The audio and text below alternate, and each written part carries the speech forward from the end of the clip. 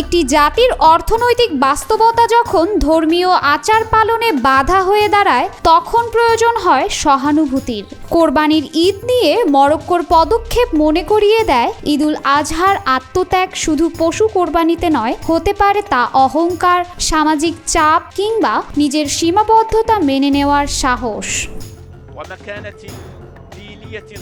মুসলিম বিশ্বের কাছে ঈদ একটি আনন্দের দিন। ঈদুল আজহা বা কুরবানির ঈদ মুসলিমদের কাছে সবচেয়ে বড় উৎসব হিসেবে পরিচিত। এই ঈদের মূল আকর্ষণ থাকে পশু কুরবানি। তবে এর ব্যতিক্রম ঘটনা ঘটতে যাচ্ছে মুসলিম প্রধান দেশ মরক্কোতে। এবছর কোরবানি না দিতে রাজকীয় ডিক্রি বা সরকারি আদেশ জারি করা হয়েছে মধ্যপ্রাচ্যের এই দেশটিতে। মরক্কোতে শুক্রবার উদযাপিত হবে পবিত্র ঈদুল আজহা। ঈদের সময়টায় মরক্কোর গ্রামগুলোতে সাধারণত খুশির রং লেগে থাকে। পশুর হাট জমে ওঠে, ঘরে ঘরে হয় প্রস্তুতি। কিন্তু এবছর সেই চিত্র যেন সম্পূর্ণ উল্টো। খালি পশুর হাট, শূন্য চোখে তাকিয়ে থাকা খামারি, আর মানুষের মুখে চাপা এক নিঃশ্বাস। সব মিলিয়ে এবারের ঈদ যেন এক নীরব আত্মত্যাগের আহ্বান। এই ঈদে জামা জুতো অ্যাক্সেসরিজের ডিসকাউন্ট।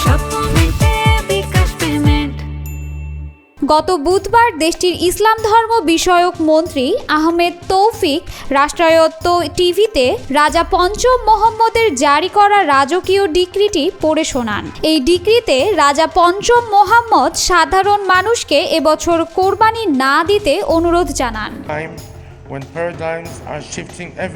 গত 7 বছরে মরক্কোয় চলছে এক ভয়াবহ খরা। ফসল নেই, ঘাস নেই, নেই পশু খাদ্য। সরকারি হিসাব বলছে এই দীর্ঘ খরার কারণে দেশের গবাদি পশুর সংখ্যা 38% কমে গেছে। একদিকে সরবরাহ কম, অন্যদিকে চাহিদা বাড়ায় একটি ভেড়ার দাম পৌঁছেছে $600, যেখানে দেশের শ্রমজীবী মানুষের মাসিক ন্যূনতম আয় মাত্র 3100 দিরহাম, অর্থাৎ $335। এ পরিস্থিতিতে কোরবানি দেওয়া আর উৎসব পালন যেন শুধুই বিলাসিতা।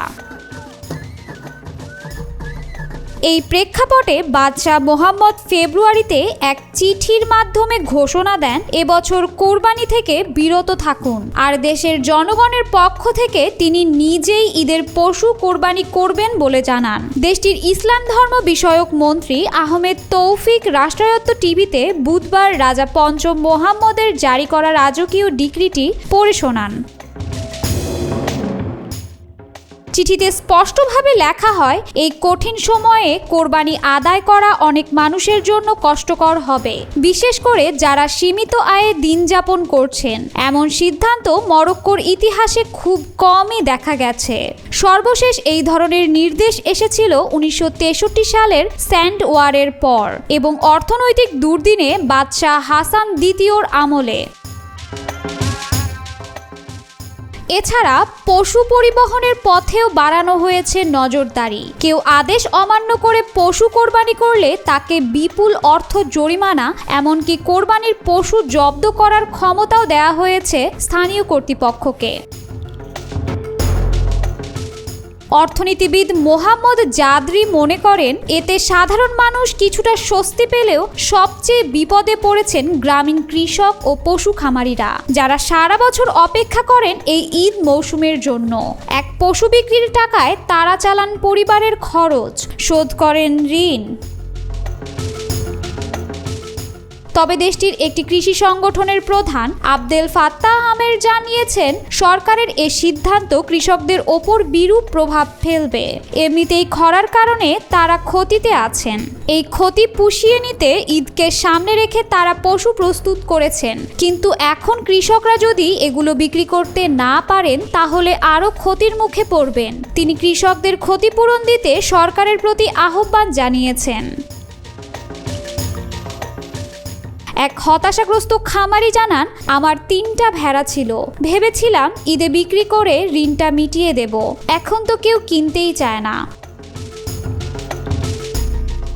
এদিকে সামাজিক মাধ্যমে ভাইরাল হওয়া এক ভিডিওতে দেখা গেছে সরকারি বাহিনী বাড়িতে বাড়িতে হানা দিয়ে সাধারণ মানুষের কেনা ভেড়া জব্দ করছে। এটি ভাইরাল হওয়ার পর সাধারণ মানুষের মধ্যে ব্যাপক ক্ষুব্ধ প্রতিক্রিয়া তৈরি হয়েছে। অনেকেই বলছেন তারা এই সরকারি আদেশ কোনোভাবেই মানবেন না এবং ধর্মীয় রীতি অনুযায়ী পশু কোরবানি করবেন।